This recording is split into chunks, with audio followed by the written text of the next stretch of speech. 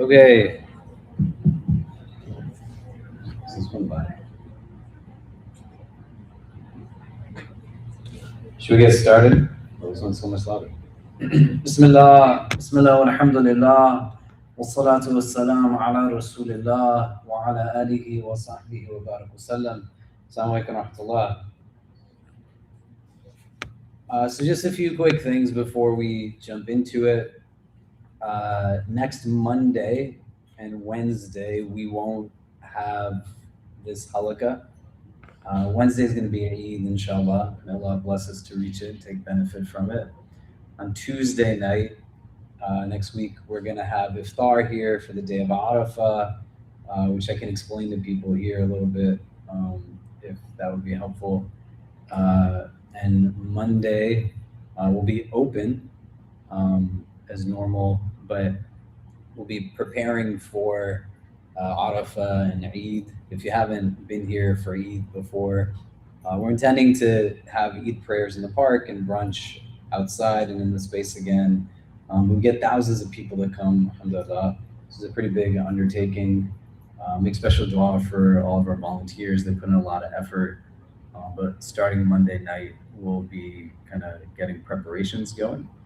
So we'll resume the halaqahs the week after.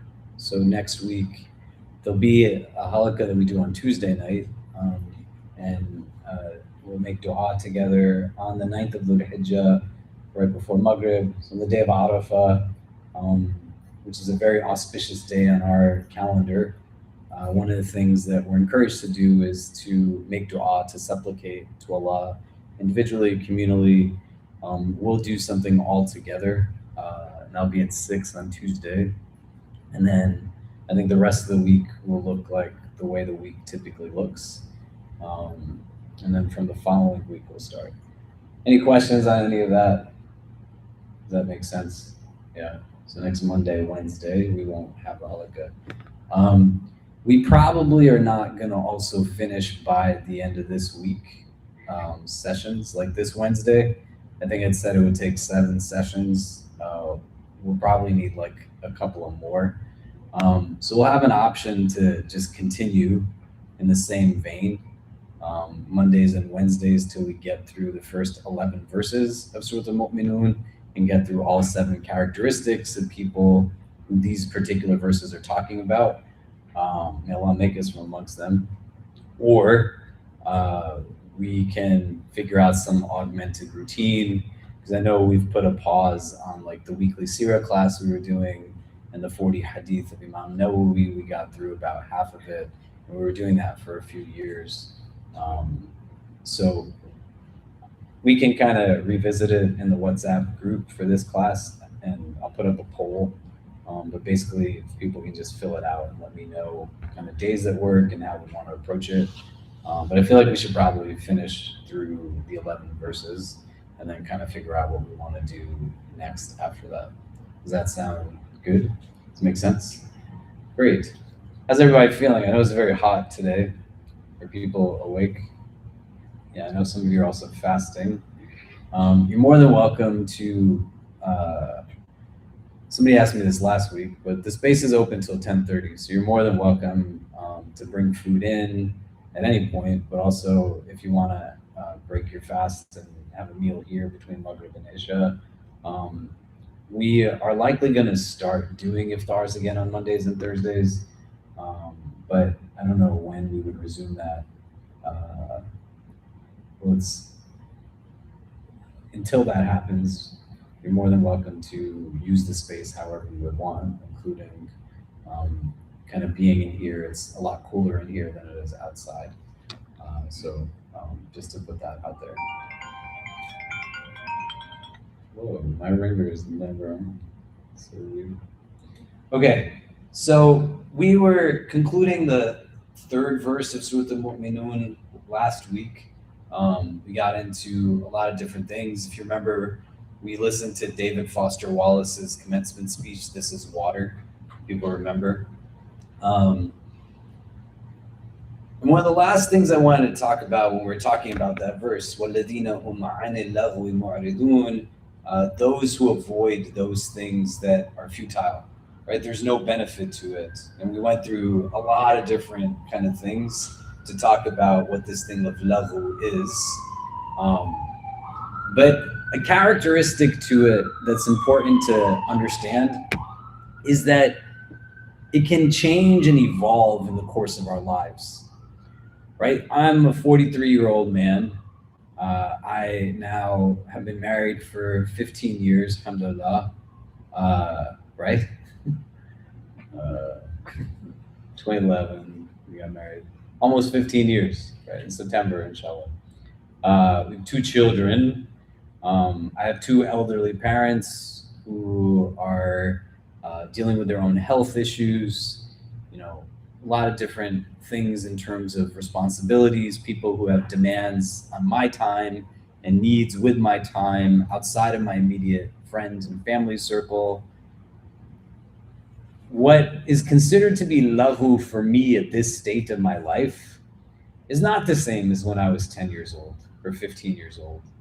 Does that make sense? And so you'd want to be able to understand it might not look exactly the same for every single person, but what constitutes the categorization of something being lahu will be varied, not just from you and the person next to you, but also who you are today versus who you were yesterday and who you might be tomorrow. Some of the things that we talked about that were non-negotiables, we want to start to implement with practicality into the course of our lives. And I say that as we close out this third verse and go into the fourth. If you don't know how to create kind of balance within your day-to-day routine, no one's ever shown you how to do that, gave you insight on this is how you create structure. If you remember 3 weeks ago, some of the things that I'd said to you was, 1, if you don't design your life, someone else is going to design it for you. And 2, if you say you don't have time for something, what you're saying is that it's not important to you. That's not a judgmental statement. It's just whatever else you're doing with your time at that moment is what's more important, right? And we talked about the elasticity of time and these kinds of things. And I gave the example of how I didn't spend so much time with my parents in the early part of my career, and how, if you had like a broken toilet and the plumber told you to sit there for 8 a.m. till 8 p.m., or your Wi-Fi went down and they said the same hours, you figure out a way to sit there. The elasticity of time allows for you to find those hours somehow. Where do they come from? My father had his stroke 8 years ago, and I walked into the hospital and sat with him and didn't leave for 3 months. How did that time suddenly come about? Do you see what I mean? I want you to think about how some of this functions in terms of your routine, and invite you to throw out any notion of busyness, which you might feel like is the thing, and starting from a clean slate, looking at a life that you've already lived, the last week, the last month, the last year, what essentially indicates from time that you have spent what is fundamentally important or priority to you. How would we know from how you have lived, not how you aspire to live, but how you have lived, that your heart is important to you? How would we know that? Based off of the structure of your day, your afternoon, your evening, how would we know that your physical health is important to you, that your overall emotional wellness? How would we know relationships, friendships that are important to you? And understanding within that routine that there will be fluctuation as you have just organic evolution to your life, but some of it is going to need deliberate reflection and contemplation upon it. So, the way that physically you are not the same as you were when you were 5, you don't eat the same food as when you were an infant, the clothes that you wear have changed. So too, as you have physical maturation, you will have emotional maturation and mental maturation. Your spiritual maturation also happens, but the ability to find synergy amongst this requires there to be deliberate understanding of where the movement forward is not going to always just be organic. Sometimes you have to bring presence of mind into it, and you start to dissect that routine.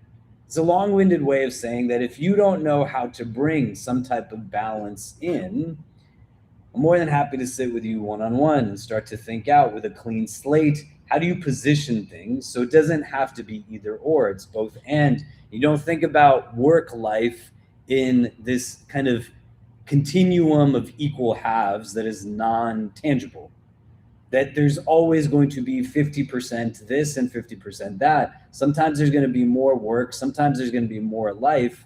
And the way that we understand is that it doesn't actually take a lot of light to push away darkness. It takes a little bit of light to push away darkness. But replenishment, an opportunity to rejuvenate, having a sense of understanding of self-care, these kinds of things can't be left to chance.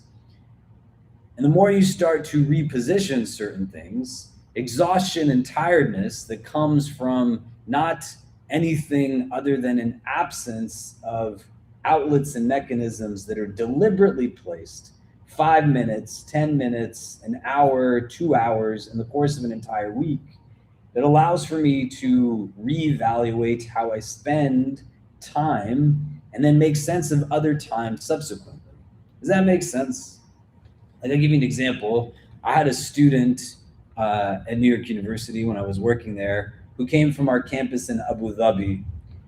And the campus there is required to have 20% more classes. It's more rigorous academically. And the students who go there are students that are the top students from around the world. And this kid was doing a semester in New York City because students there had to do a year abroad at some or the other of NYU's global campus sites. Does it make sense so far? So he's sitting in my office and he thinks he's an idiot. And he's telling himself that he's not doing well in school, that he doesn't belong here. A lot of negative self-talk that imposes imposter syndrome in his mind. And I ask him, how is your day structured? What do you do in the course of your day? He says, I wake up late every single morning. I'm always in this state of anxiety. I get to class, it's very dense. After he goes through hours of class, he then has a job that he takes that at NYU was part of what was called the phone-a-thon. He would call people to donate to the university. He said, the number of people who hang the phone up on me every single day is crazy. He says that I'm back in class, I'll go to the gym, get home, take a shower, and then I'll go to the library at around like 10 or 11, study till maybe 1 or 2 in the morning, and then I start the whole thing again. I said to him, when do you eat? He says, I don't ever eat breakfast because I'm always late. And I get to my first class in that state, and then I'm just catching up. He says, so I try to eat the quickest meal possible, and minimally once a day, but sometimes twice a day, I just get chicken and rice from a chicken and rice cart. I said, well, that's probably why you feel the way you feel. You have like gallons of white sauce in your stomach, right? It's very gross, like what you're doing. And I said, look, the way that your day is structured, it's just exhaustion. You start the day with emotional anguish, anxiety right off the bat. I'm late, and you're physically tired, plus you feel guilty because you sleep through Fajr. His words, not mine. Then he gets into class, mental exhaustion. He fuels himself with like food that fills his stomach but is not nourishing. His job has him feel now in this exhausted state, not that people are rejecting donating to the entity, but they're rejecting him again and again and again. The one thing that he does for his replenishment is go to exercise, and that's also physically exhausting. So every source of exhaustion is not bad, but he's now depleted himself emotionally, mentally, physically, and spiritually. And then he gets to the library late at night and he stares at everyone else because now he's at like empty, thinking that that's the time to process something. And all that's left is him and his thoughts, seeing the world through exhaustion. He just keeps telling himself, I'm not smart enough to be here. Everybody else is better than me. He starts the thing all over again. So I said to him, why don't you just go to sleep after you get home from the gym? And he says, nobody does that. And I said, you're not people more broadly. You're just you. Clearly it's not working. I don't know if it'll work. So what he did was get into bed by 10 o'clock. He started waking up at Fajr time. And now he had 3 hours of the day that he was starting without stress and anxiety, in the presence now of stillness.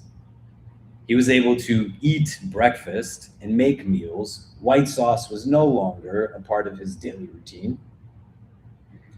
And the domino effect that it had, like not instantaneously, but within a few weeks, brought him to a place where he now was more in control and everything wasn't just breaking him down. It was just about how he was cutting out and bringing in to his daily structure. Does that make sense? And it wasn't a complete overhaul. He just started going to bed earlier. He had to say no to certain things. So I don't have time for something means it's not important to me. So he's making time for his sleep, which means he's not going out till 1 or 2 o'clock in the morning, or he's not binge watching till 1 or 2 in the morning, or he's not doing this other stuff. He's building a disciplined routine. I had the same conversation with a couple that I met on a retreat that I was doing, and they sat with me. They had 2 kids, and they were also just exhausted.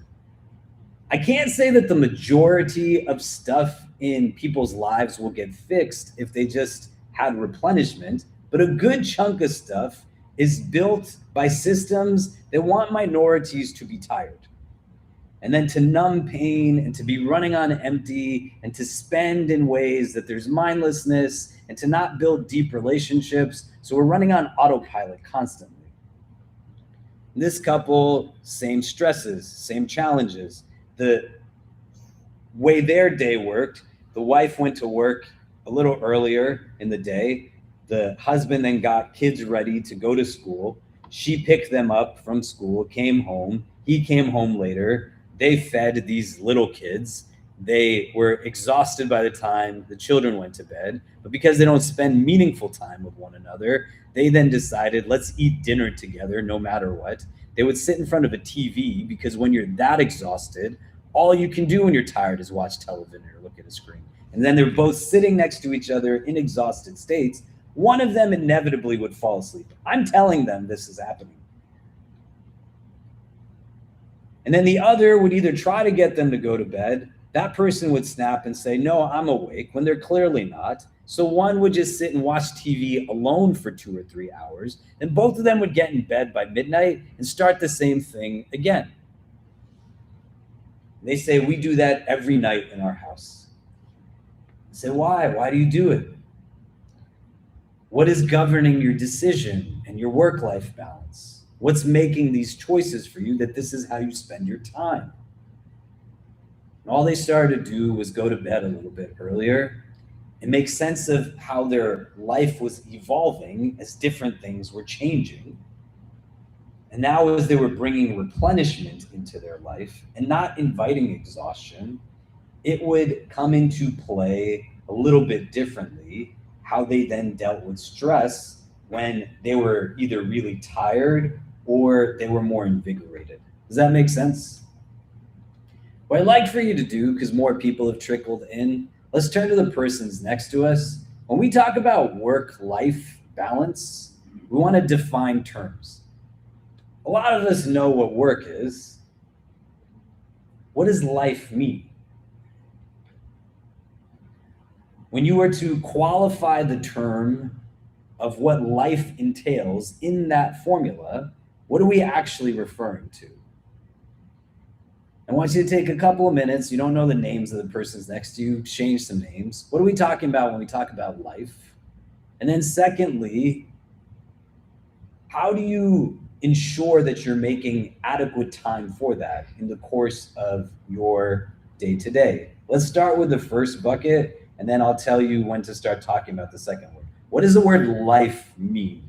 Let's discuss that with the persons next to us, and then we'll come back and we'll talk about it. Go ahead.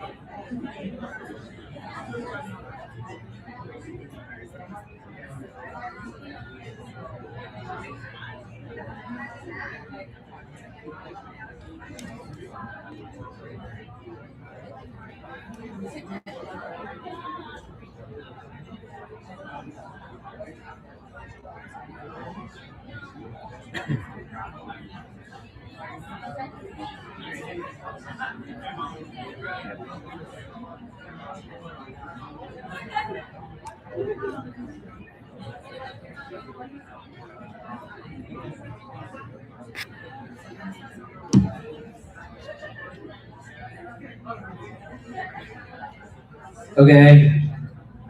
Can we hear from some people? Do you want to pass this around?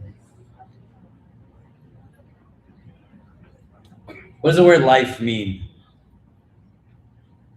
When we talk about lahu, lahu's distracting us from this thing, right? The overall objective and premise that the chapter is engaging in, قَدْ أَفْلَحَ الْمُؤْمِنُونَ, like the objective is falah, may Allah make us from the successful.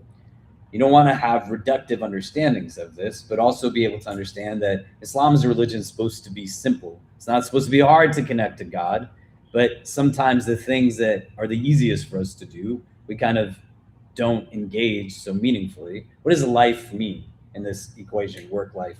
So, So, I think what we spoke about here was that I think life is making sure your work doesn't decide how your time is handled. So not necessarily like, oh, I work from 9 to 5, so I have to wake up just before 9, get to work on time, get back home and just like live my life. It's more so like I know I'm going to wake up at Fajr, I can go to the gym right after, I can go to the gym when I get back from work. I'm going to pray at 1 p.m. so I have to make sure I have no meetings at that time. It's making sure that your life is actually decisions that you've made, like a time that you've organized rather than making sure your work actually decides that for you.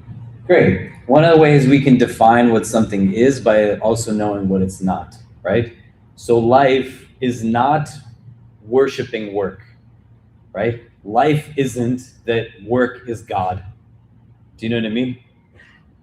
And so much of our identity becomes infused within this. A lot of you, when you meet someone for the first time, one of the common questions, what do you do? Even if some people don't do anything, you know? But so much of identity places an equal sign between who I am and what I do professionally, what credential I have, and these kinds of things. You see what I mean? You're so much more than that. But life, we can understand, is not the worship of work.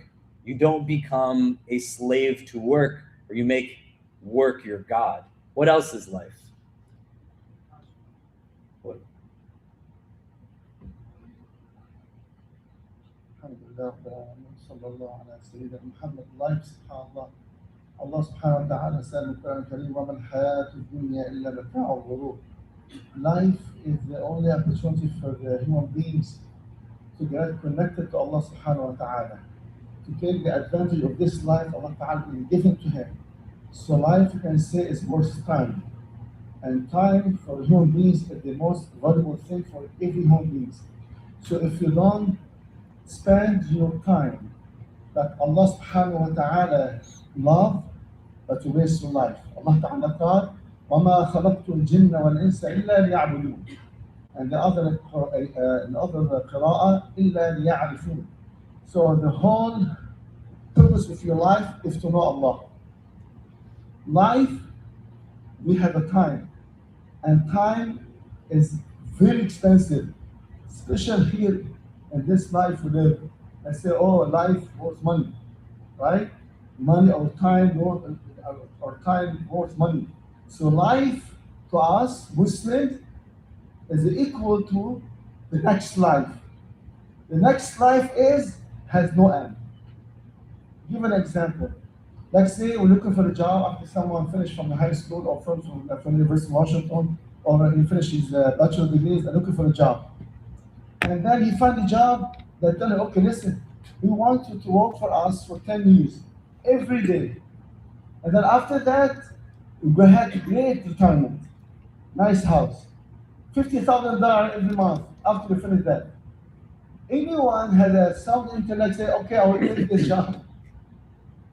So this is what Allah subhanahu wa ta'ala offered to us. What offered to us?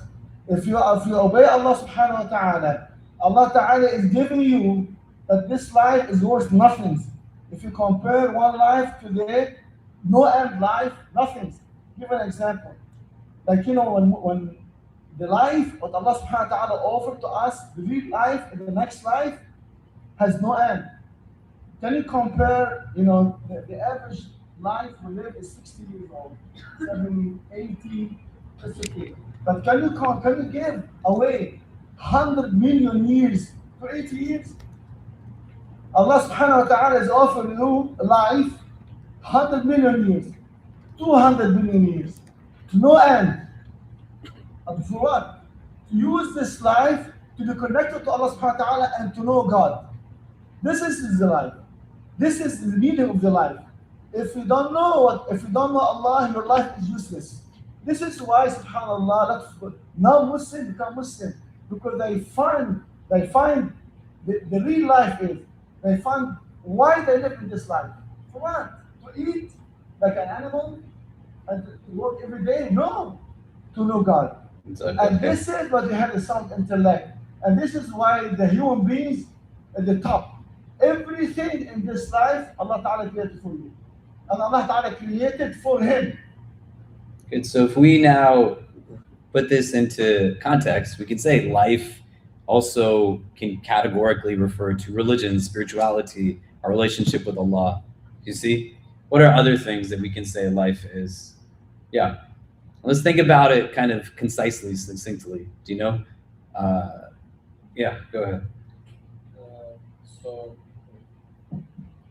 here? Mm-hmm. Okay, so life is a feeling because you could be living and working, or you might not even be working, but you don't have the feeling of actually living. And I feel like a very good way to put that into perspective is praying like when you got 1 hour of sleep for Fajr, opposed to like praying after you fully slept, you're well rested, and you can fully concentrate on praying, and after that you just feel so connected to Allah because you're not tired, you're not worried about the sleep that drains you, right? But think about it in terms of tangible things you can implement, right? Like you just gave a great example. Like a part of this is going to be about the quality of your physical wellness. Fajr is very different if you're praying it in a daze versus you go to bed with the understanding I'm going to wake up to pray Fajr the next day, right? So categorically under life, we can understand our physical health, our physical wellness. This is why when we talked a couple of weeks ago, Ata bin Abi Rabah, rahimahullah, when he talks about what lahu is in the conversation with the companions that he hears, and he mentions things around physical wellness. So maybe I should reframe it a bit. Like you want to think life is what? Friendship, family, rest, these kinds of things. And why we want it to be succinct and not too abstract is so that you can go back and look at your routine and say, all of this is what makes like a whole sound life. And this thing is keeping me away from it. Not just work, when we're talking about lahu and the sheer amount of times. Because you remember what we said about things that were haram in the Quran, like a common thread amongst the things that are haram, zina, alcohol, gambling, they have addictive characteristics. They can be habituated. And modernity shows us that lahu, those things that are just pointless distractions, they're also habitual. They can be addictive as well.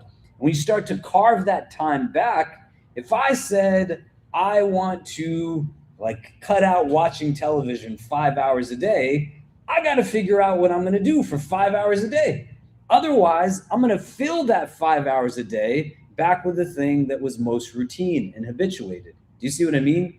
And if you don't concretely define what that term life means qualitatively for you, is going to create then challenging dynamics. And we're going to turn towards things that sound like they mean something, but in reality, I don't know how to translate it in my day-to-day. Do you see what I'm saying? Does that make sense? Right?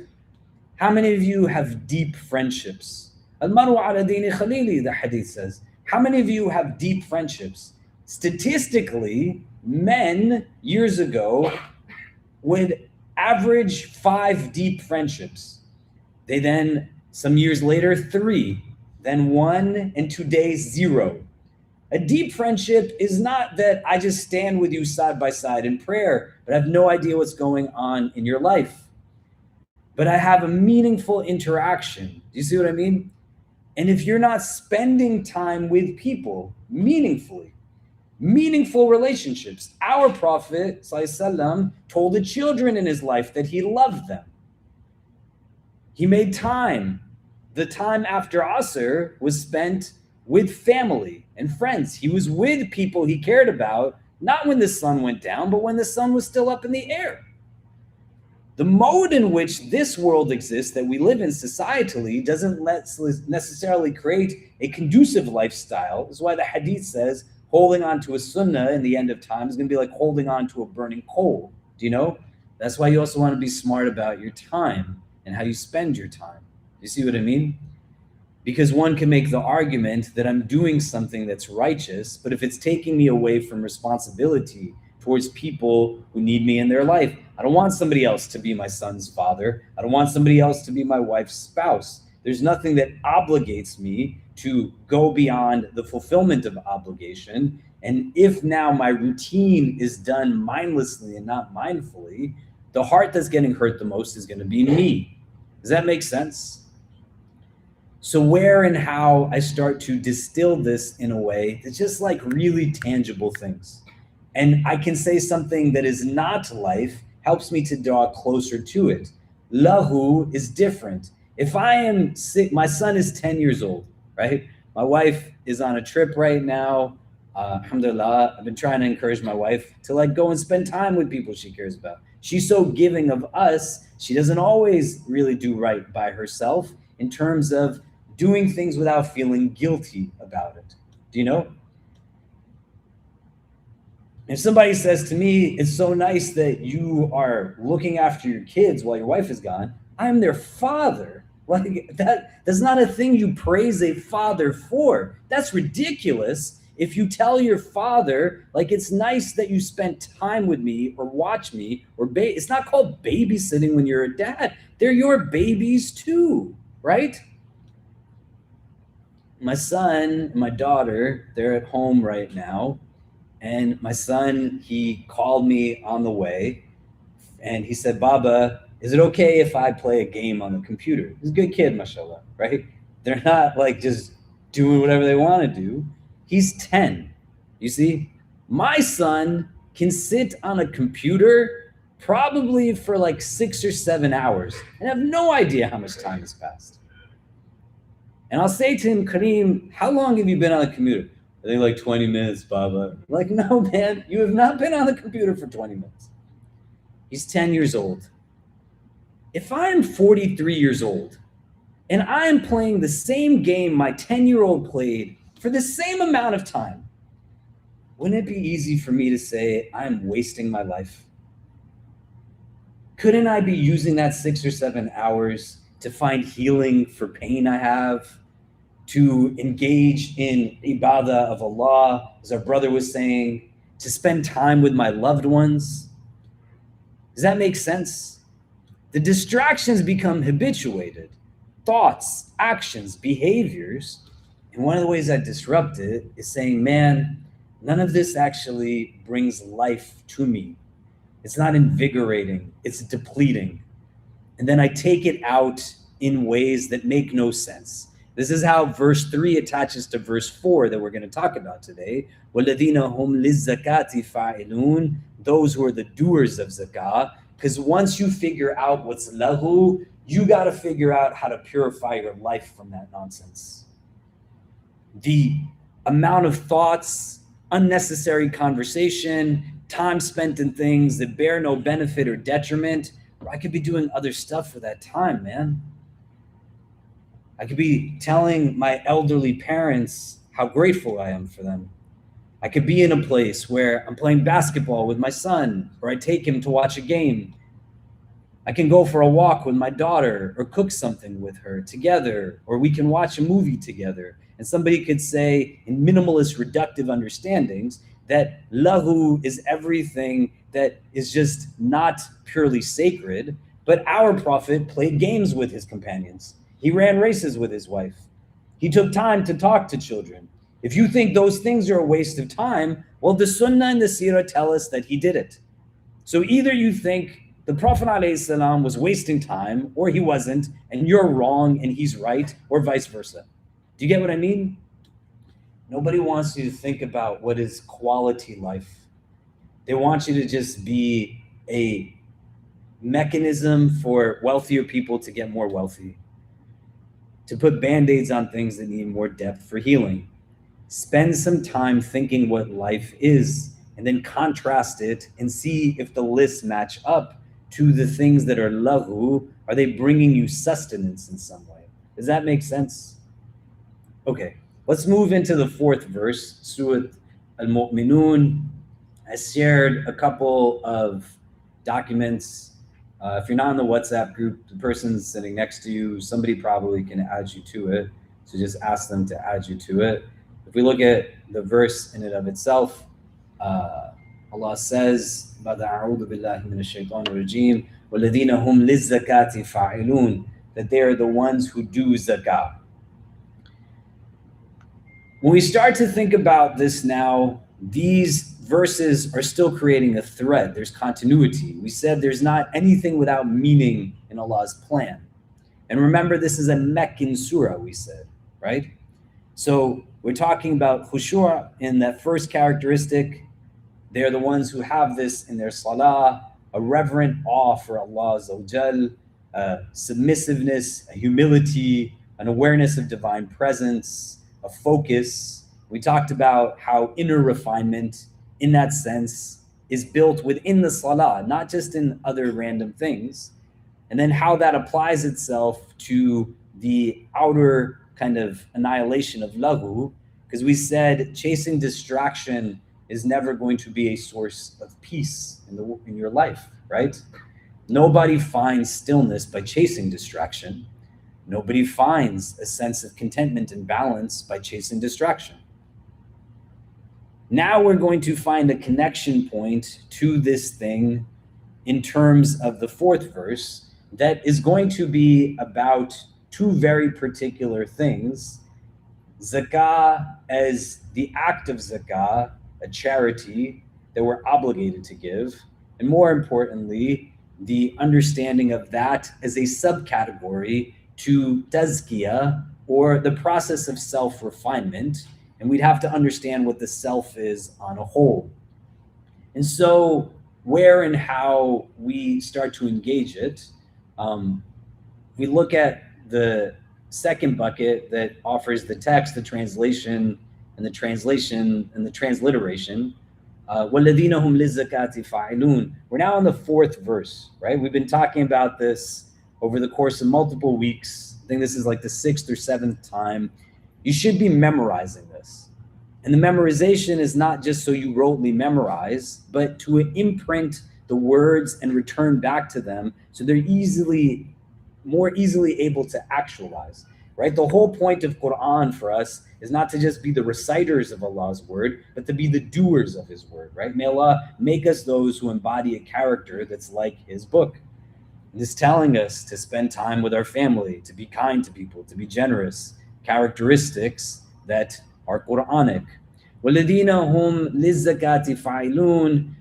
The translations that we have here, and those who are devoted to zakah, those who actively pursue purification, those who purify themselves through giving, growth, and righteous action, those committed to inner and outer refinement. Similar to the verse before, the wow is a connector, and it's connecting to the initial premise of قَدْ أَفْلَحَ الْمُؤْمِنُونَ, but it's also connecting to the previous verses and the subsequent verses that come after. So there's a thread that we can see that connects these characteristics as well as understanding them independently. The lam here, it gives us an indication of more emphasis. There's a commitment through this lam that does not really come across the same way without the lam being there. And it's giving us now an understanding of something that isn't simply just the action in and of itself, but an orientation to being committed to the act. And the nature of the word zakah here is in relation to that obligatory charity that we give. But beyond that, it's talking about the purification of oneself, as well as the entirety of refinement of one's character, akhlaq. The nature of your heart and your spirit is indicative by how you treat people. If you pray Fajr every day, but you still yell at people, like, what's your Fajr doing for you? If you're in a place where you can't admit a mistake, you have just constant need for being right or everyone else is always wrong. The Prophet ﷺ says, إِنَّمَا بُئِثْتُ لِيُتَمِّمَ مَكَارِمَ الْأَخْلَاقِ, that I was sent but to perfect ethical conduct. You can see the entirety of Islam through that narration of hadith. So you know the state of your heart based off of how you treat people. And if you treat people like a jerk, it's telling you that there's something going on in your heart. It doesn't mean that you put that thing in your heart, or you might have put that idea in your heart, but the output is reflective of the inward. Fa'ilun is an active participle, what we call ism fa'il. And we didn't say the word alladina because we've gone through it a few times. It's called ism mawsul. This is the relative pronoun. It's connecting at that level. The fa'ilun, as an active participle, is telling us that this isn't something that was just done on occasion or gradually, but it has continuity to the extent that's similar to the verses before, right? الَّذِينَ هُمْ فِي صَلَاتِهِمْ خَاشِعُونَ وَالَّذِينَ هُمْ عَنِ اللَّغْوِ مُعْرِضُونَ وَالَّذِينَ هُمْ لِلزَّكَاةِ فَاعِلُونَ. The nature of these being nominal sentences and not verbal sentences, and the emphasis is putting on the way you can even derive it by hearing how the words sound the same, right? You can see continuity there. It's saying that this is qualitatively a characteristic that defines these people. They are the ones who are the doers of zakah. I want to take a moment, but not like a very detailed thing, because we're not going to go through the fiqh of zakah as a charity today. But one of the reasons as to why people would say that this verse is more expansive and comprehensive than only the giving of charity as an act is because it's a Meccan surah, and the mandate and institutionalization of zakah in the way we have it today, 8 categories, who you give zakah to, from the verses of Surah At-Tawbah, those come in the 9th year after Hijrah, like at the very end of prophetic revelation, after the Medineese experience has gone through almost a decade of existence, and they've established a community. The final form of zakah that we have today doesn't come into full effect until there's only 1 year of revelation left. They've gone through 22 years of revelation, and that's when they get to the categories of zakah and who it's given to and all of that stuff. Does that make sense? Working our way backwards, when you get into the 2nd year after Hijrah, there's some indication of zakah in and of itself being implemented as a charity at the level we understand it. You have Zakatul Fitr attached to Ramadan, that's coming also around that same time, working backwards. When we're in Mecca, you start to have in the latter part of Meccan revelation, verses that get revealed. We can share some of them here.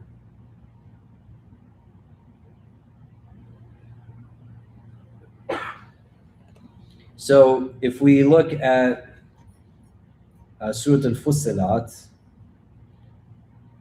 the 41st chapter of the Quran.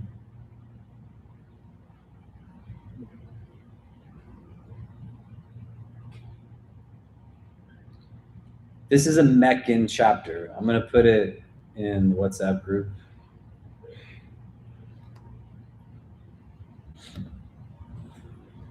Can somebody read these two verses, 41, 6, and 7?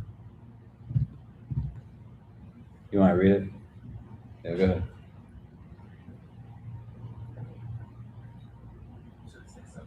"41, verse 6 and verse 7. They're both connected to each other. Say, O Prophet, I am only a man like you, but it has been revealed to me that your God is only one God. So take the straight way towards him and seek his forgiveness, and woe to the polytheists, those who do not pay alms tax and are in denial of the hereafter." Great. So in that 7th verse, if you look at the Arabic, it says, "Alladina la yu'tuna zakah," that they are those who don't give zakah. This construct in the Arabic is a lot of the ways it talks about, right? وَأَقِيمُوا الصَّلَاةَ وَآتُوا الزَّكَاةَ, right? You hear the same etymological root. We've been talking about ilm al-ishtiqaq a lot in this kind of set of discussions on these verses. So typically, when you're talking about the giving of zakah, it usually has this type of verb, right? The atu zakah, yu'tuna zakah, these kinds of things. In this verse, it's saying lizakati fa'ilun, the doers of zakah. It's very unique. It doesn't really talk about the giving of charity in the same way. So some would say that's where the distinction is. But this verse of Surah Al-Fussilat, which is a Meccan surah in the latter part of Mecca, is giving us an indication that that construct of giving zakah as a charity, it's present in these Meccan verses also. It's starting to get people to have that be emphasized. Just the rules and the guidelines for it come a little bit later. You have a lot of different verses that come in Meccan surahs that talk about the importance of charity, giving to others. And this is at a time when they're being persecuted and boycotted, and they're still being told at that time to actually be generous people. Do you see? So 5 daily prayers are not mandated at this time. They still have salah, but it's voluntary. They're praying in different modes. They're being given charity. And these are tools that are equipping them for their own spiritual kind of upliftment in a very difficult, heavy space. Why? Well, kindness is a good way to not just be in consideration of someone else. Kindness also does a lot for you. You see? And in moments where they're being beaten, abused, boycotted, killed for following the Prophet of God and moving away and telling people social inequity is a problem, social injustice is a problem, the way you treat people of different races and cultures, etc., these have to be remedied. We honor the rights of orphans, widows, women, the destitute, etc. They're being given an arsenal through ritual and practice that enables them to take on the difficulty of it.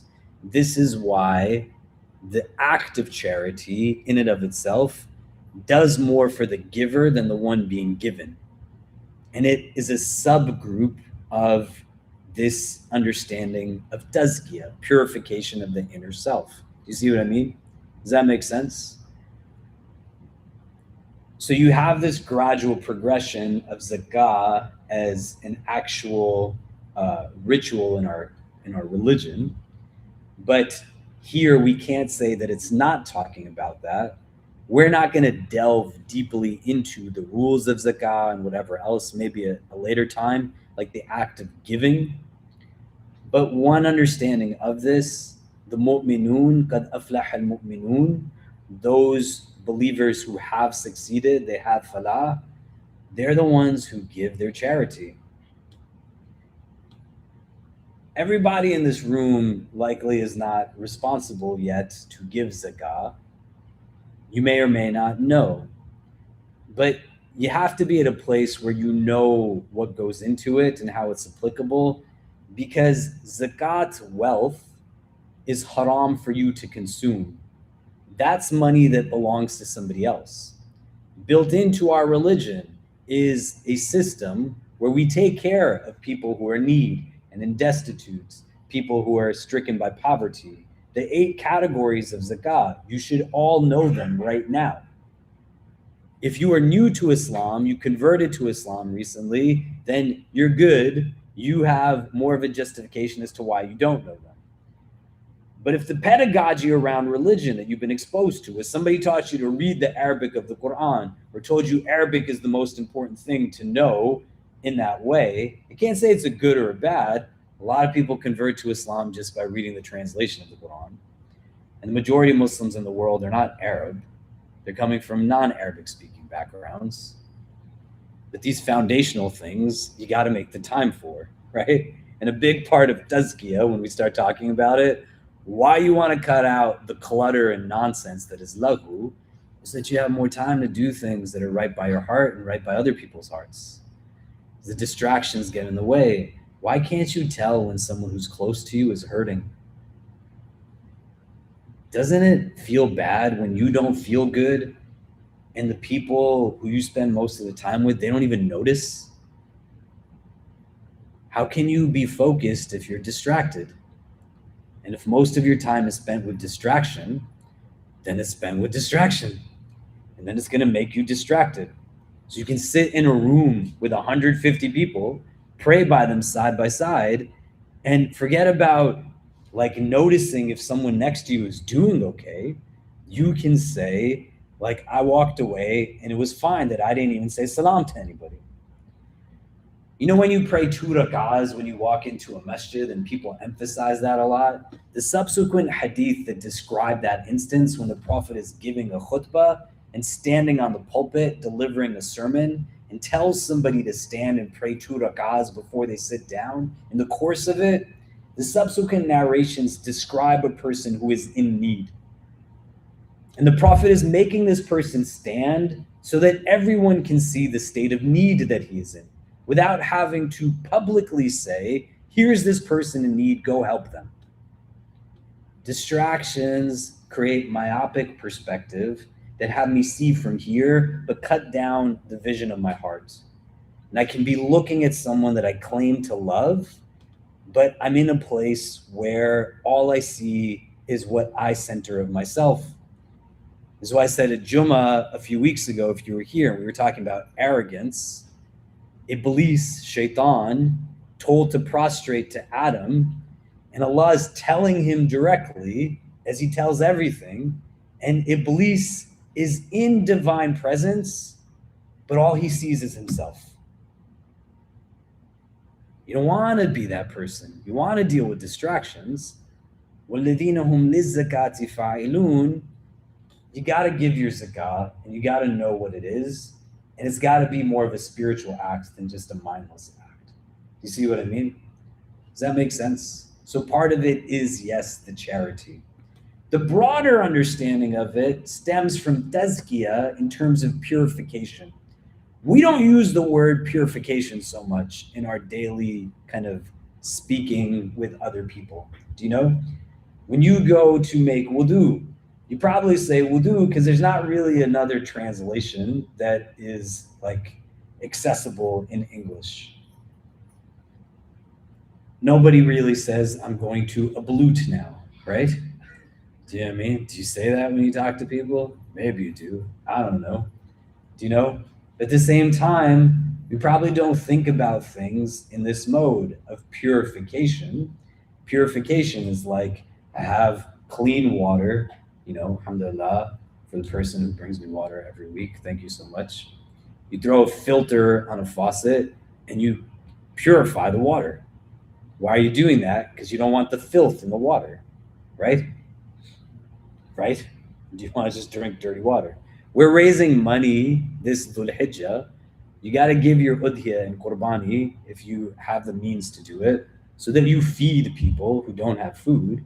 We're also trying to build schools for orphans in Gaza. The organizations we're working with have been green-lighted to build the physical apparatus in Gaza. And secondly, we're trying to build clean water wells in Sudan and for Sudani refugees. Members of our community just went to Uganda, make special dua for the people of Uganda and throughout many countries in the Central African Republic and elsewhere. There's a severe Ebola virus outbreak that's taking the lives of many people. Allah grant them healing and shifa. And if any of you have loved ones that are lost, know that you and they are in our prayers. I couldn't go to Uganda with our group last time, many of you recall. I was denied entry because they said I didn't have enough pages on my passport, and then they sent me back. But our team that was on the ground saw firsthand how, like, literally hundreds of thousands of people don't have water to drink. Like, they don't have anything to drink, you know? And I've been in a lot of conflict zones and refugee camps and other places, and it's crazy how many people are drinking things that are killing them because of how impure and toxic it is. If I know it happens, but I don't do what I can to help them, I say it because I love you, doesn't that probably mean that something is creating a block in my heart? Because ignorance is one thing, and indifference can keep me from being motivated to know what you're going through. But if I know that you're going through it, and I still don't do anything about it when I have the means, that graduates indifference to selfishness. And the means in our religion isn't just I have the money, the wealth, the power. Any of us can make dua and include people in our prayers. It's a different form of selfishness that I get up without making dua for the world's forgotten. Or I think my fajr is only for me. Do you see? How did I get to this place in the conversation? That act of giving, that act of charity is something we want to adopt and understand consequently that we play a role in helping people's lives. But it doesn't always have to just be like an organized effort that you partake in passively. You actively start to bring your presence into it and you learn about it at a deeper level. If I pass the mic around right now, which I won't, not as like a Sunday school trivia test, but I said to each of you to write down on a piece of paper from your mind, who are the 8 categories that can receive zakah? And what do they mean? Not just reciting the verse to me, but what does it mean? What's the nuanced difference between them? And then I said to you, who are people that you know in your life that have this going on? People in your neighborhood, people in New York City. There's people who don't have food in New York City. There's people who don't have shelter in New York City. Isn't it true? If it's not Muslims who take care of them, who's supposed to take care of them? وَالَّذِينَ هُمْ لِلزَّكَاةِ فَاعِلُونَ, the doers of zakah. Make dua that Allah makes you one who is steadfast in the giving of your charity. It's not about like how much you give. You give with a sound heart. It brings good intention and barakah into the experience. I've been talking a lot. I apologize for that. Let's do this. Can you turn the persons next to you? What are you taking away so far from what we're discussing? What is it bringing up? Let's talk about it for a bit, and then we'll come back and discuss. Go ahead.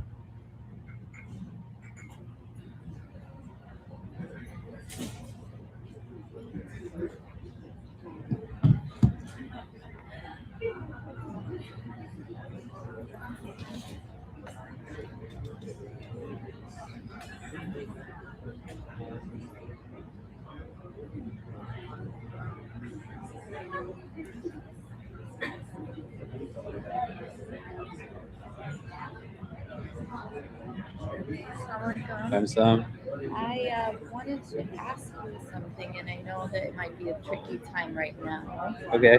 I know I mentioned like last week. Just so you know, there's a live stream on my laptop happening right now. Okay. So anything you say, I can hear. I guess like I was wondering if you'd have time afterwards to speak shortly. I just thought I'd ask you. I might end class earlier today, because my kids are home by themselves. Yeah. But let's see how it goes. Okay. I'll come find you. Just thought I'd ask some advice. Yeah, let's see. Okay. Thank you.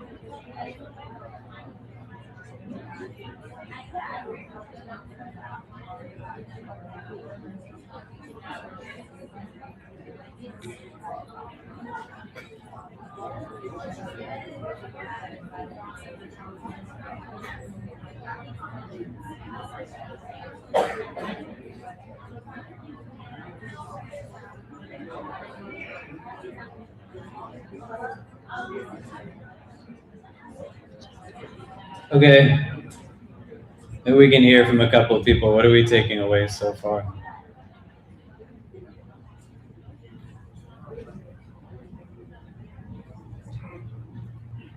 This conversation on zakat as a charity, the connection point between verse 3 and verse 4.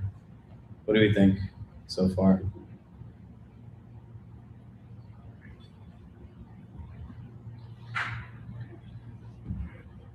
Yeah.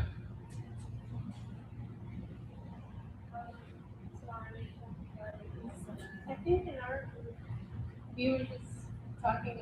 I think the first question I had was, what are the 8 categories of God? Because genuinely, I don't know, and I don't think like it was something that I was ever taught to me, or it was something that I even thought to think about.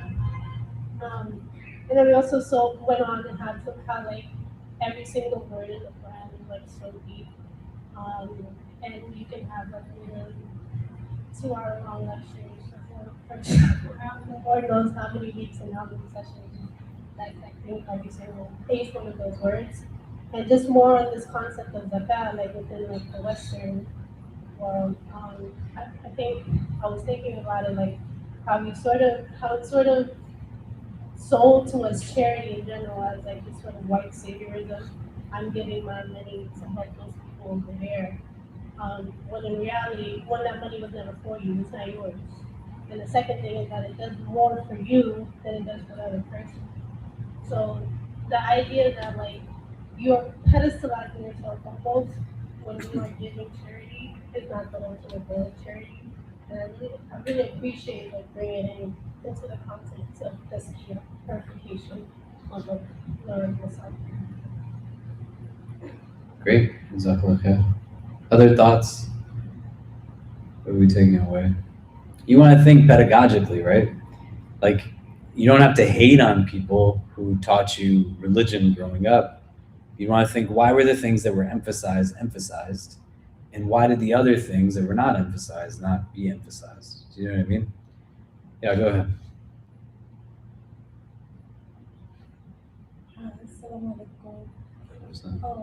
I feel like some people, when they're in a frame of mind where they don't think that they have much to give, they don't teach people about giving because they're just not thinking about it at the time. Like, their brain isn't there, so it's not that it's their fault, but they can only see but so far at the time.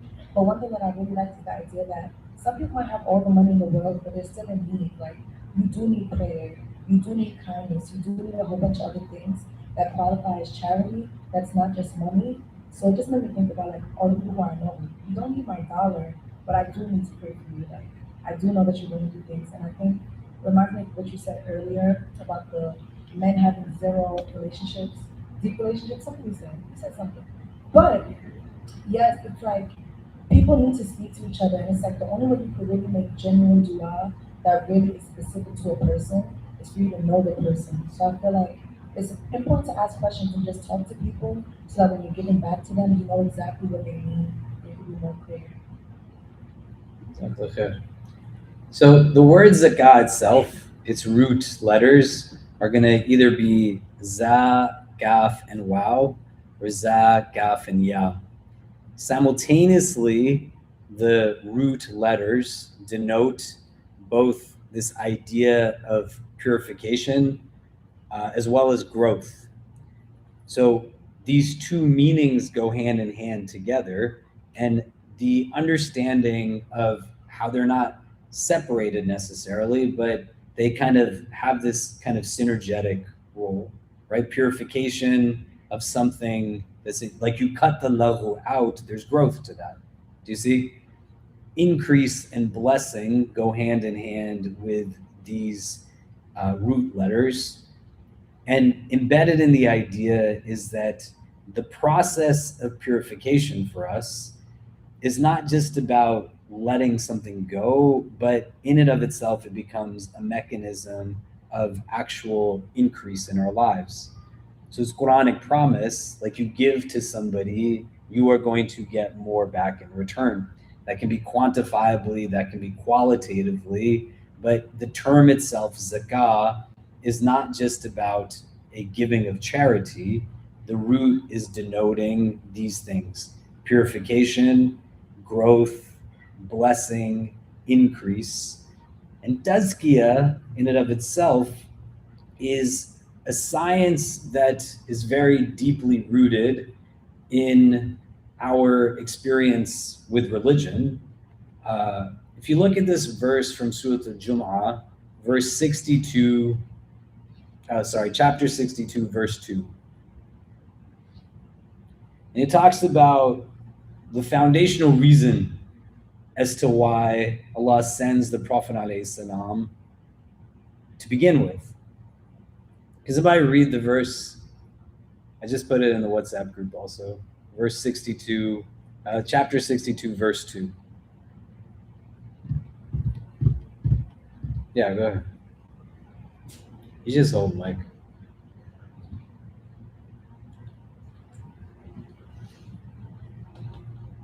He is the one who raised for the illiterate people a messenger from among themselves, reciting to them his revelations, purifying them, and teaching them the book and wisdom, for indeed they had previously been clearly astray. Yeah, so in the Arabic, what does it say? يَتْلُو عَلَيْهِمْ آيَاتِ وَيُزَكِّيهِمْ, right? That this is what the sending of the Prophet was. يَتْلُو عَلَيْهِمْ آيَاتِ, that he's reciting the books, verses, the Quran, denoting knowledge. But knowledge in and of itself being foundational is in and of itself not enough. Yuzakihim, he's teaching them how to spiritually grow, to not be stagnant. The point of the religion is not to just rotely memorize or perform postures. These are means to something. They're not an ends in and of themselves. And that constant recognition that the term is telling us, embedded within it, purification, increase, growth, blessing, its implementation can come in pretty much a variety of facets of our life. But for me to build a relationship with it, I'd have to be able to think, if I reduce it only to the giving of charity, and then I don't know anything about zakat, right? It's not criticism, but just in real, like, true sense, you know? The number of people who come to me in Ramadan, and they're like, it's Ramadan, tell me, like, how to give my zakat. I'm supposed to give it in Ramadan. That's what people told me. There's no rule that says you are required to give your zakah in Ramadan. That's, you're just making up religion at that point. Whoever told you that is wrong. It might apply to somebody individually if zakah became obligatory upon them at that time in the year, but that's not every single person necessarily. Do you see? Understanding, though, if I reduce this thing to just an act of charity that I give once a year mindlessly, I'm not thinking about it deeply.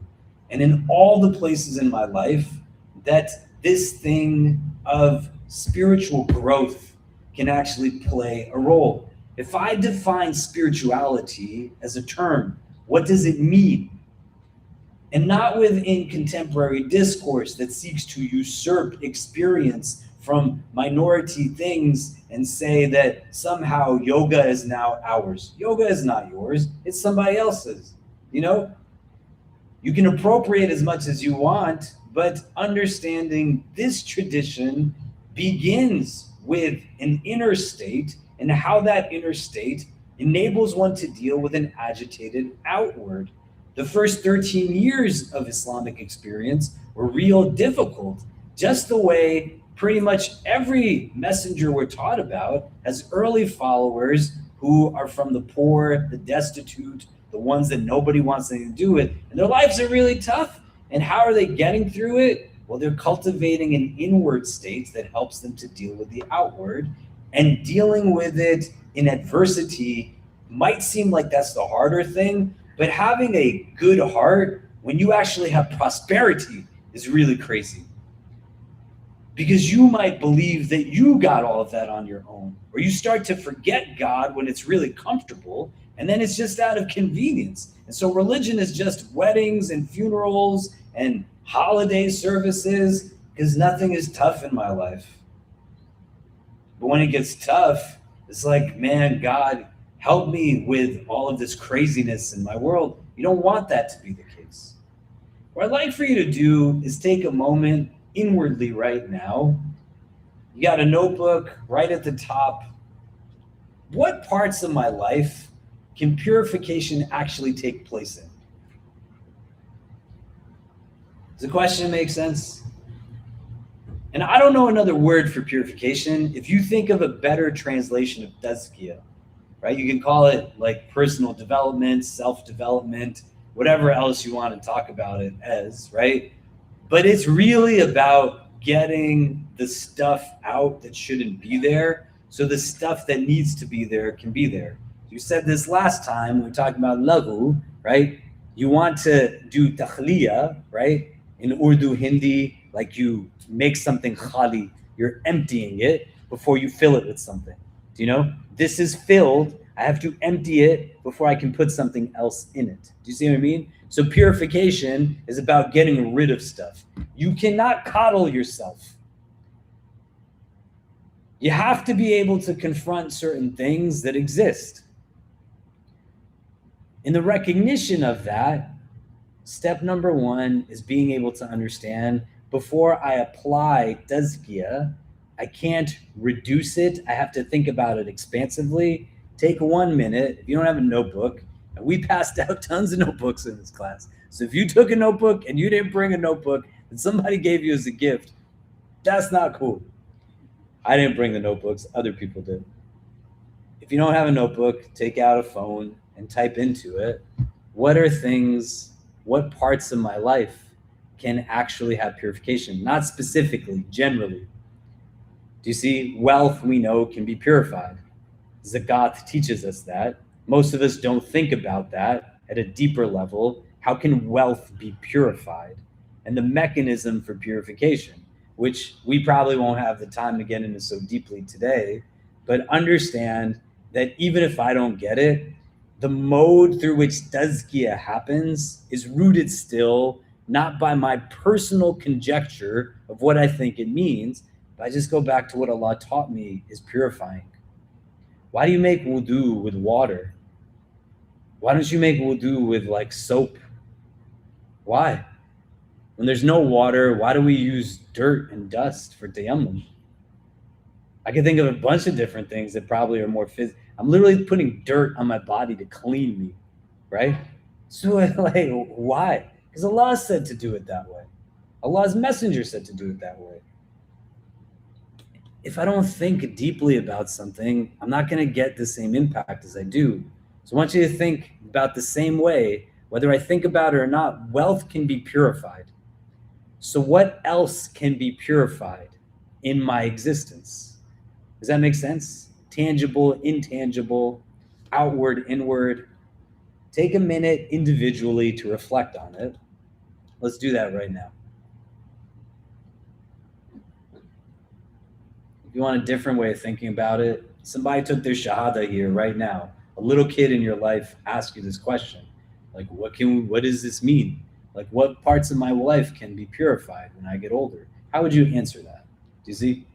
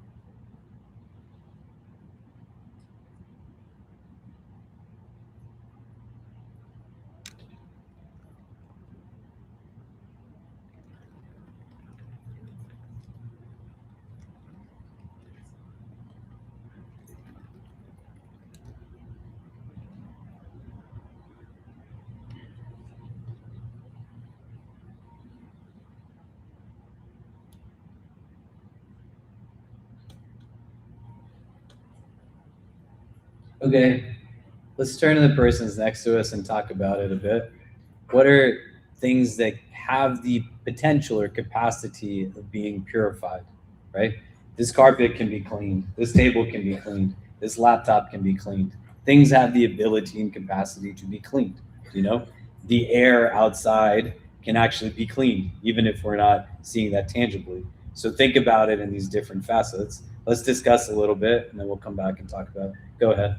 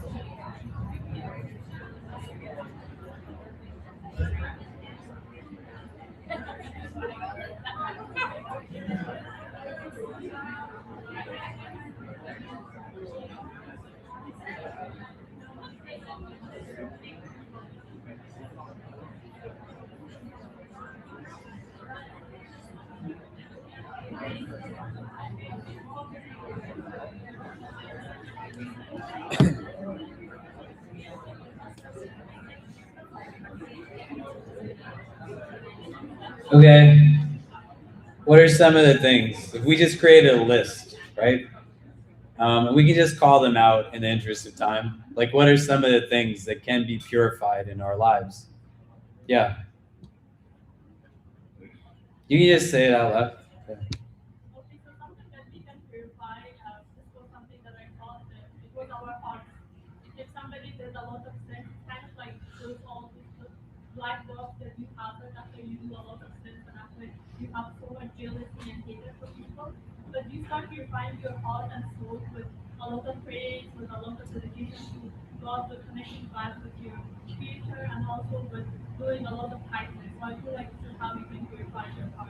Great. We're going to talk about that a lot next week. Purification of the heart, purification of the self.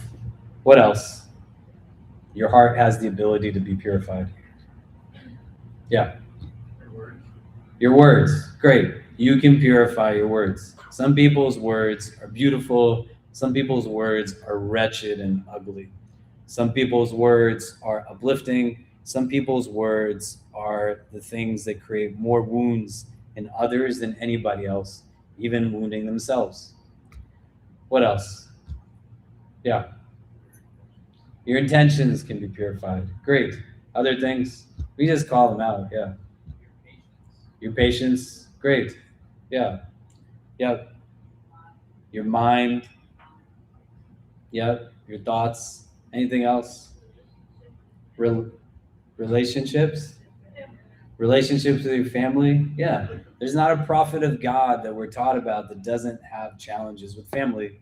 Like, think about prophets' stories that you're told of in the Quran. A lot of issues with family members, do you know?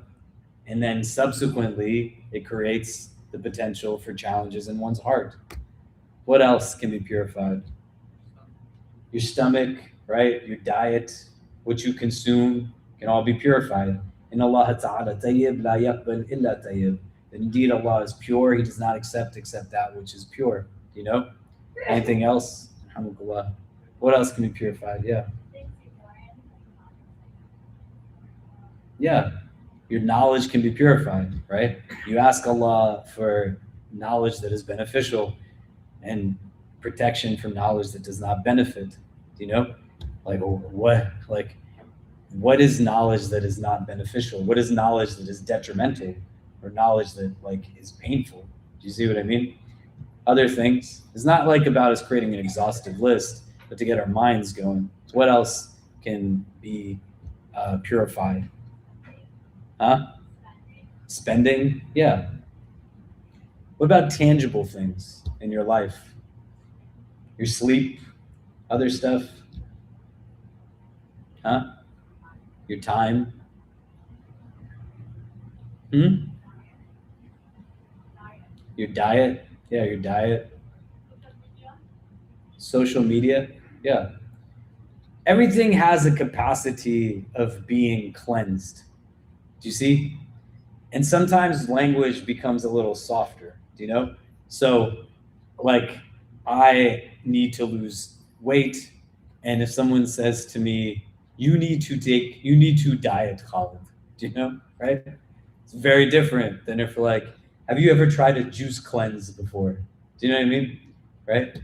One is like a little bit more sensitive and polite of my own challenges with my weight and versus whatever. But fundamentally, it's the same idea. Do you see?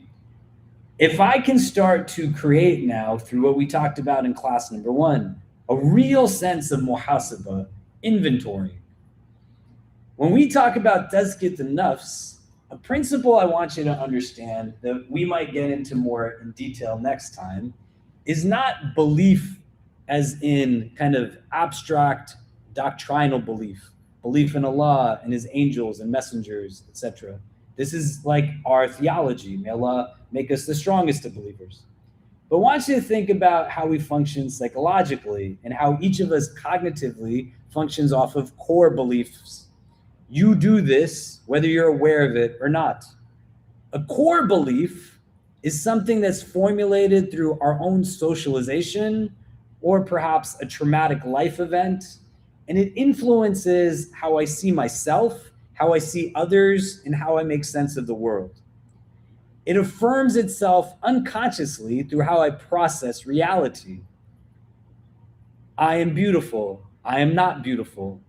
People are kind. People are not kind. The world is safe. The world is not safe.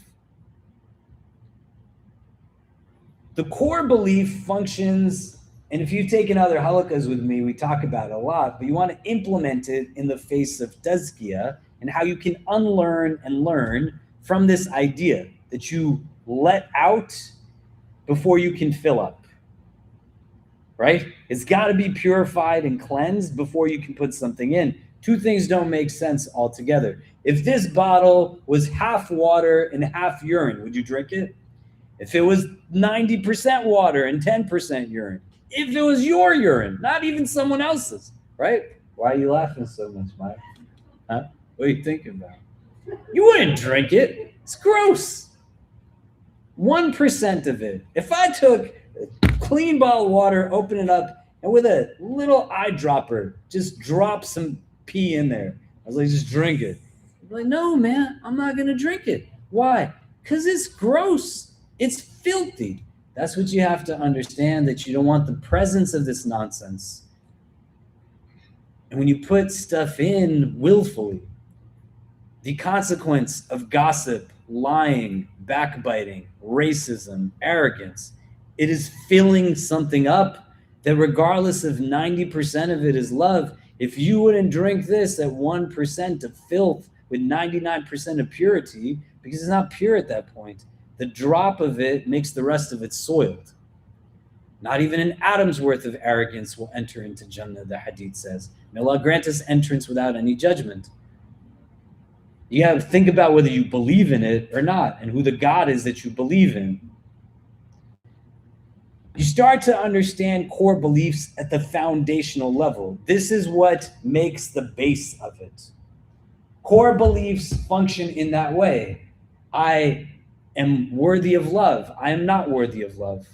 People like me. People don't like me. They can be positive or negative. They build into then intermediary beliefs.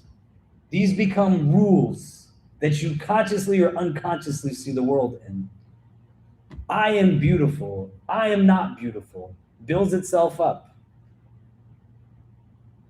The intermediary rule, if I was thinner, I would be beautiful. If I was thinner, people would like me. If I was lighter skinned, people would like me. And then the third becomes now the output of all of this. The fruit of the core beliefs and the intermediary beliefs that then formulate themselves in choices, decisions, behaviors. This can get manipulated. This is why many of you come from parts of the world where they have built multi-million-dollar industries on skin whitening creams that are predicated on you hating yourself. Allah tells you, لَقَدْ خَلَقْنَا الْإِنسَانَ فِي أَحْسَنِ تَقْوِيمٍ. We created humanity in the most beautiful of forms. Why are you chasing after the distracted form of beauty as opposed to the concrete understanding of beauty? The relationship between lahu and this is really important because you feed yourself with distraction all day that creates superficial understandings of things. It allows for the negative core belief structure to heavily populate how it is that you experience the world. The quintessential example that's utilized is that of a circus elephant. As a baby, it learns helplessness, tied up with a rope. And then when it grows older, it is tamed, but it's the same exact rope as when it was a child that's holding it. And from the outside looking in, you could say, well, why don't you just break the rope? It's a massive beast. It's not a physical shackling, it's a psychological shackling, very purposeful. It didn't do it to itself, but it's still there.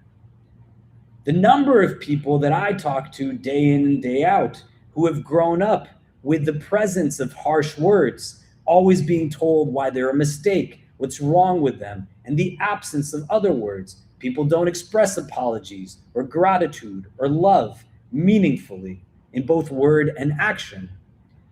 We start to then become a product of this, and it creates this mechanism of taking in reality through what exists in my heart. This is why you want to speak well or be silent, because your words have consequences. If you make someone believe that they are other than what they are, and it starts to take a toll, the repetitive self-talk builds that core belief structure. We'll delve into it a little bit more next week, but this is a fundamental function of every human being. Systems manipulate, structures manipulate, marketing tools manipulate. They make you believe that your goodness is attached to buying what it is that they sell you. Consumption and consumer-driven societies require this foundationally. My value is rooted in what I own and purchase. Contribution is built on the idea that I already possess something of value to give back. وَالَّذِينَ هُمْ لِلزَّكَاةِ فَاعِلُونَ. The doer of zakah, the one who purifies, is purifying themselves of all of this nonsense. The Prophet ﷺ is with his companions, and they have an indication from the Prophet very clearly. Do you want to see a man of Jannah? They say, yes, of course.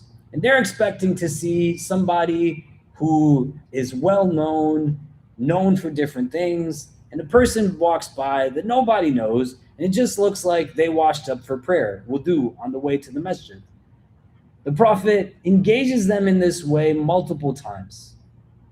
Abdullah, the son of Amr ibn al-As, radiyallahu anhuma, he wants to know what this person is doing that allows for him to have this rank definitively. If the Prophet says that person's going to Jannah, they're going to Jannah.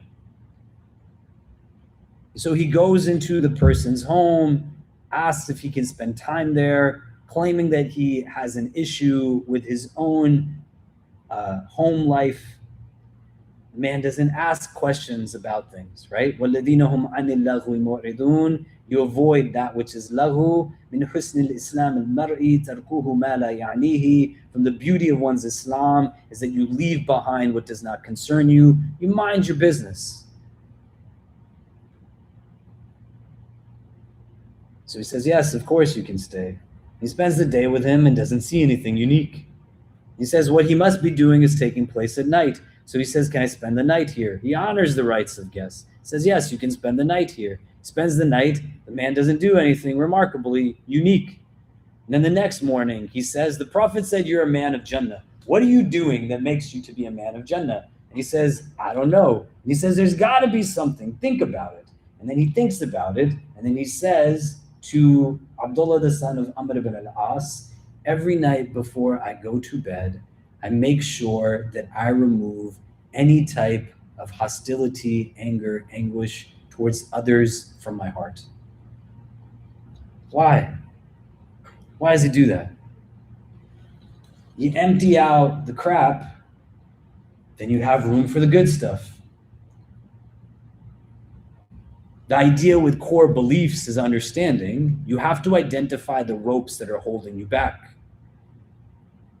Many of you have irritation, frustration, impatience, anger. You didn't put it in your heart, but it's in yours.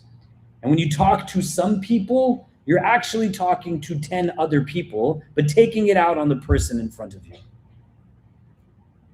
I'm sorry for people who didn't tell you they loved you or told you that things were wrong with you as opposed to telling you what's right with you. They gave you negatives many times over and never balanced it out with positives. I'm sorry if you think it's okay to talk to people like that yourself, whether anybody did that to you or not. You got to deal with what's going on inside of yourself. What are the ropes that are holding you back, the way the elephant is held back by this rope? What is pulling you in different directions that makes you understand how you see yourself, how you see others, how you make sense of the world? Do you believe that wealth means you're better? How? Distraction. The 2 sunnahs of Fajr, the hadith says, is worth the entire world and everything in it.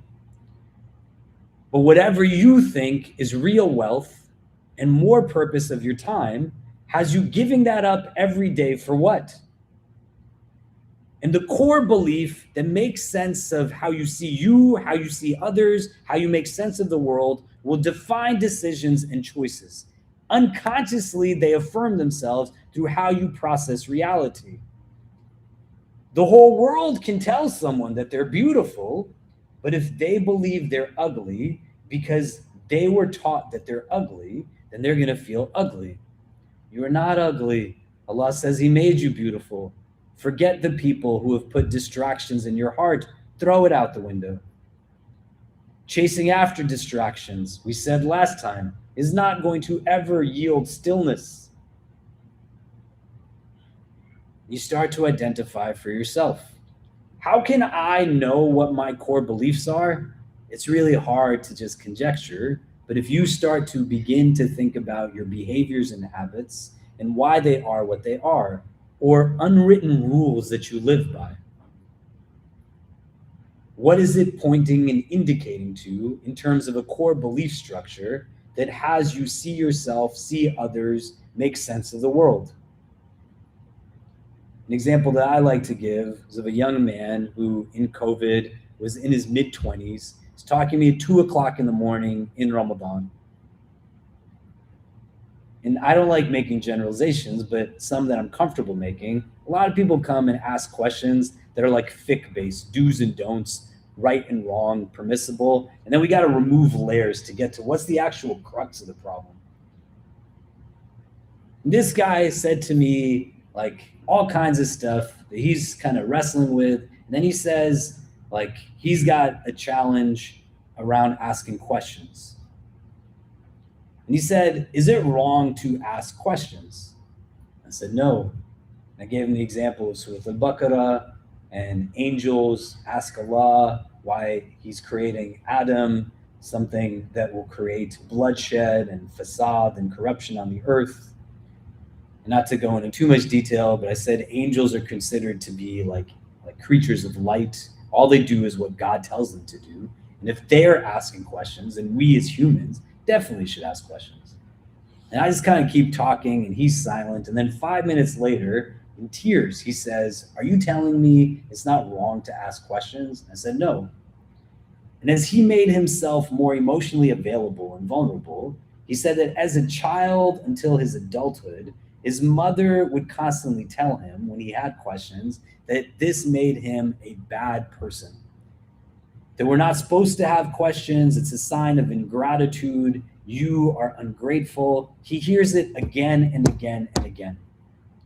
And then regardless of what it is that he has achieved in his life, His default conceptualization of himself is that he's an ingrate.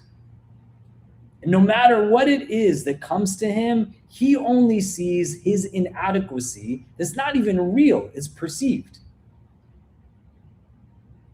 And for the next few minutes, all he said to me in tears was, "Are you telling me I'm not ungrateful? Are you saying I'm not ungrateful? Are you saying I'm not ungrateful?" I was like, "No, man. Like, you got questions, that's normal. And I'm sorry." He doesn't need long explanations. He just needs validation in his feelings. His mother could be a really nice person and thought that what she was saying was fine, but it was hurting this boy who is now a man, and the child that he was still lives in him as an adult. Tazkiyah can be applicable in any place. Why is that important to know? Because you see it for your own self, and then you also, by extension, see what are you putting into other people's hearts? And how is that going to stick with them and create accountability? The Prophet tells his wife that a person can say a word not realizing that that one word is going to be what causes them to be elevated through levels of Jannah or plunge through levels of Jahannam. Allah protect us from it and grant us Jannah. Just because you feel something doesn't mean that that makes it true. And at some level, even the stuff that has happened that makes it difficult, you're still responsible for the actions that come after. Next week, we'll talk about the how-tos of tazkiyah, like what goes into it. So it's not just something simplistic, because if it can be applicable in pretty much every facet of life, then we want to think about how it is that we tailor and fine-tune, and then as we have maturation. And its connection point, not absolutely, but one of the ways to the verse before, وَالَّذِينَ هُمْ عَنِ اللَّغْوِ مُعْرِضُونَ, you identify the laghu, and then لِلزَّكَاةِ فَاعِلُونَ, you do what you can to get rid of it. You break down the habit, the unhealthy distractions. Stop wasting time on your screens. Stop wasting time gossiping and fighting and arguing. Stop wasting time not apologizing and expressing gratitude and appreciation. The hadith says that there is a morsel of flesh in your body. If it is good, the entire being is good. If it is not good, the entire being is not good. Indeed, it is the heart. Same way I said, if I asked you what are the 8 categories of zakah, some of you would know the answer, most of you won't. If I ask you individually not to give me a repeat of a talk you heard on Instagram or YouTube, but you as a specific, how do you take care of your heart? You. What would you say? When the world is heavy, when you're running on empty, pain, unhealthy attachment, delusional hope, greed, arrogance, whatever it is, things that can take abode in your heart, how do you take care of it, you specifically?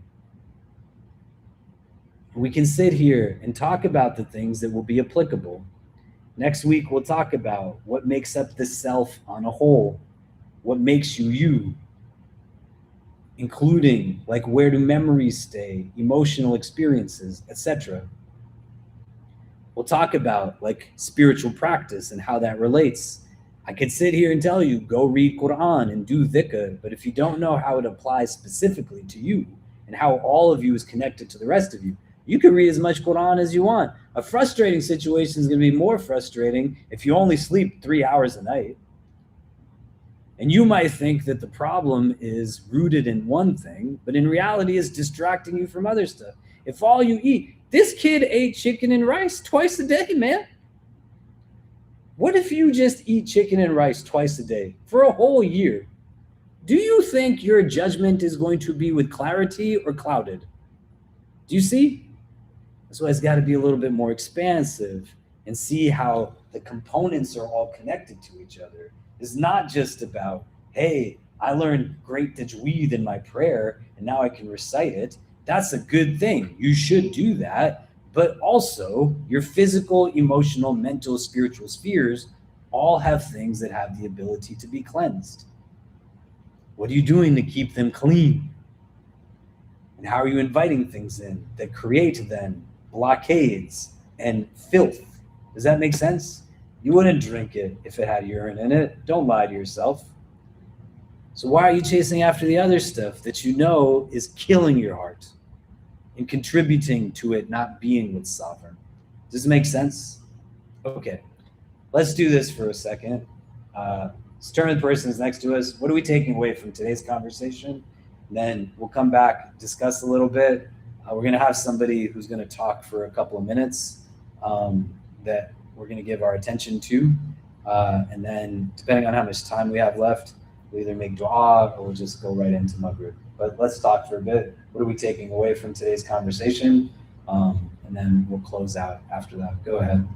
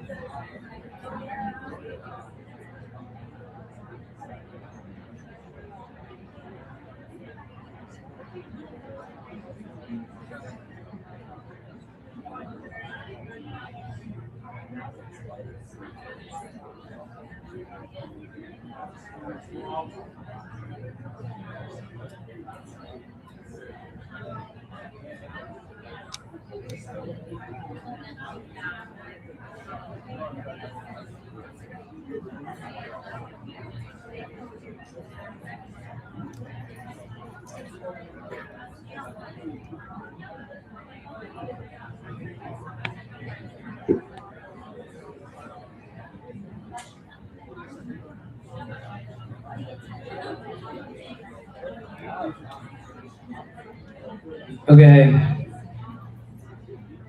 Maybe we can hear from one or two people. What are we taking away from today's conversation so far? Anybody? Thoughts?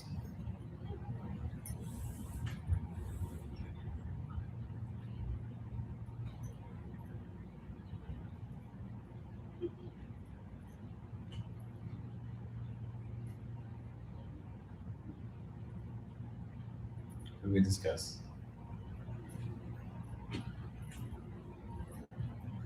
Okay.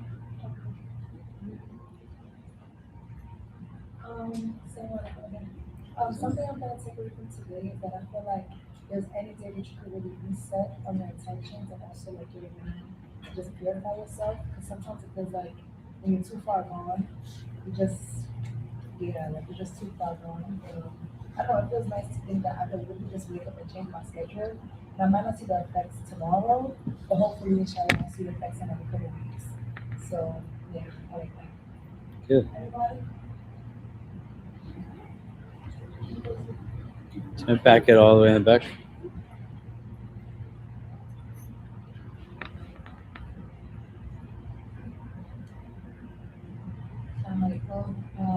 So I have three takeaways mainly. First one I said is making space through strategic deletion, deliberately deleting unnecessary, meaningless, heedless habits, routines from life.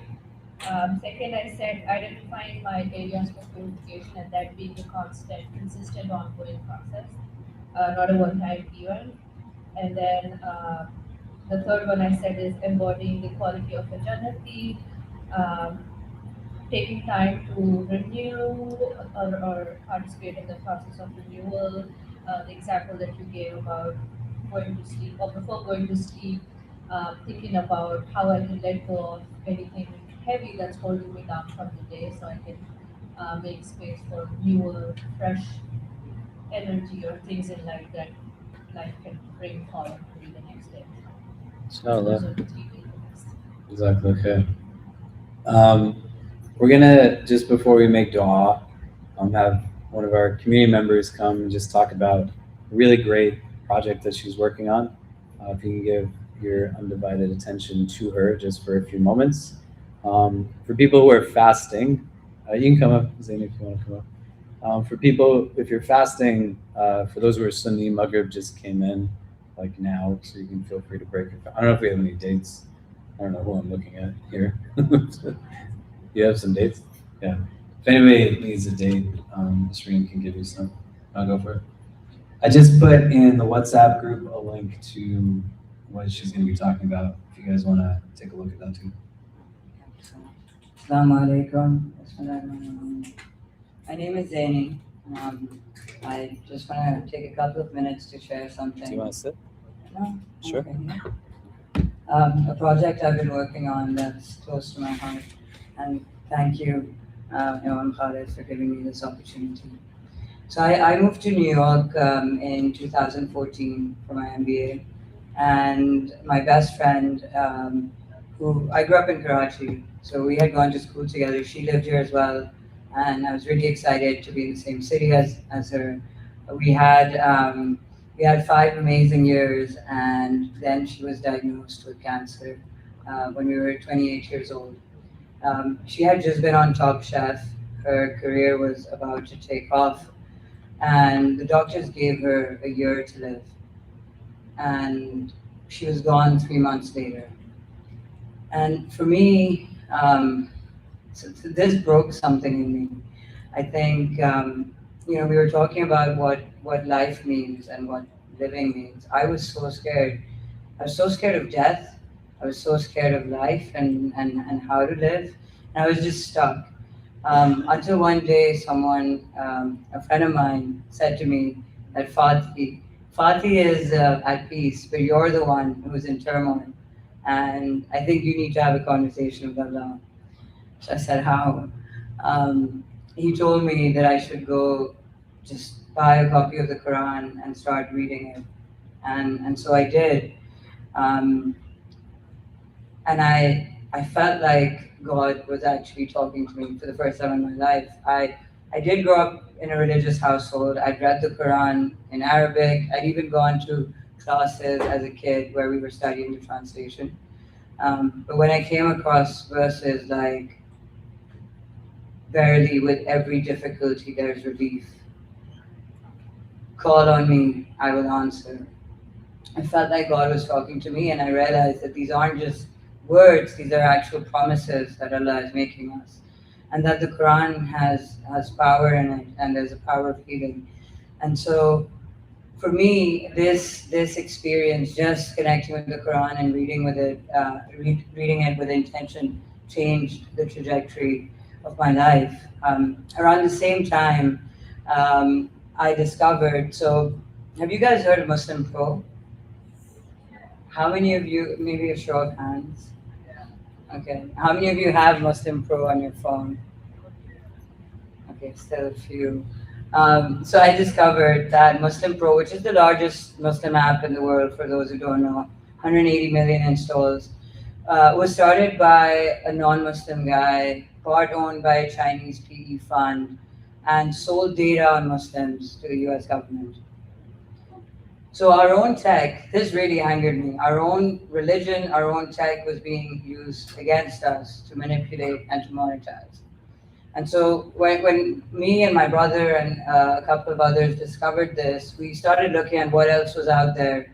And we found that a lot of the other digital solutions that existed were either paywalled, so you had to pay for them, or they were just really bad.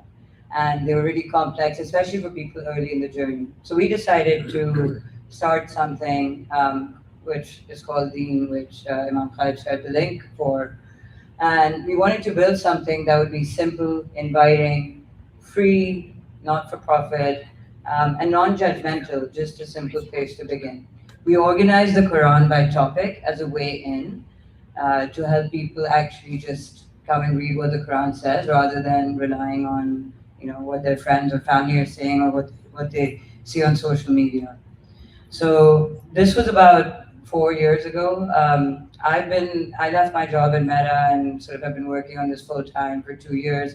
Alhamdulillah, we've reached about 2 million installs in 193 countries. And I feel like, we sort of self-funded it for the first couple of years. I've now set it up as a 501c3 nonprofit to invite other people to sort of join the cause.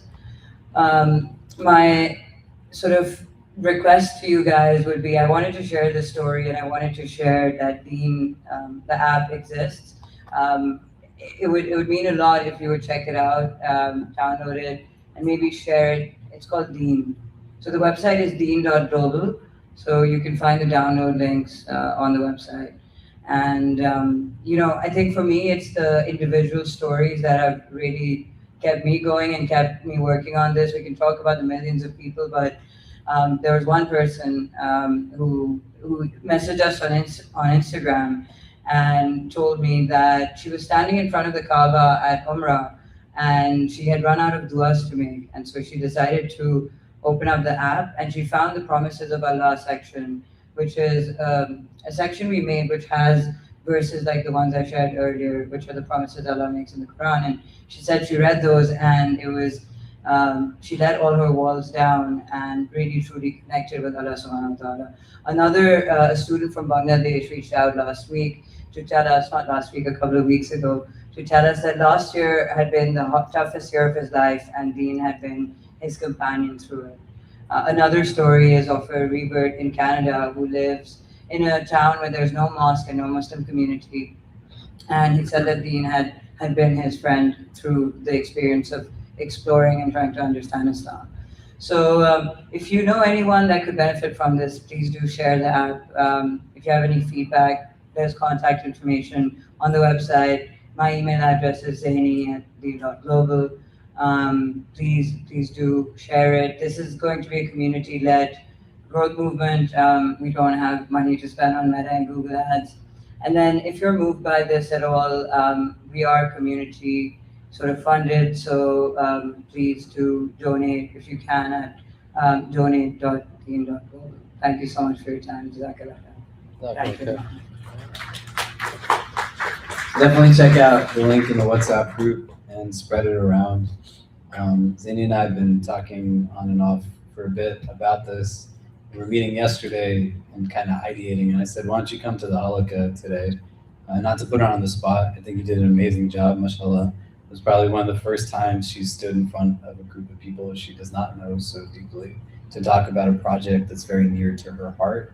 I'm sure so many of us can relate to the idea of when we felt very kind of suffocated, alone in the world, and to find solace in the fact that as the Quran came to her in that moment and she found proximity to the divine, so many others now, 2 million people have downloaded her app at no cost, are able to find connection to Allah in a world that is ever increasing and trying to make us be distant from Him. So where we can directly benefit and help others as well, please do try your best to help support each other. We're going to take a pause. Wednesday we'll meet again here at 6 p.m. to kind of pick up where we left off. And people want to just put their chairs against the wall. We'll call the adhan and stand for Maghrib, inshallah. Assalamu alaikum wa rahmatullah.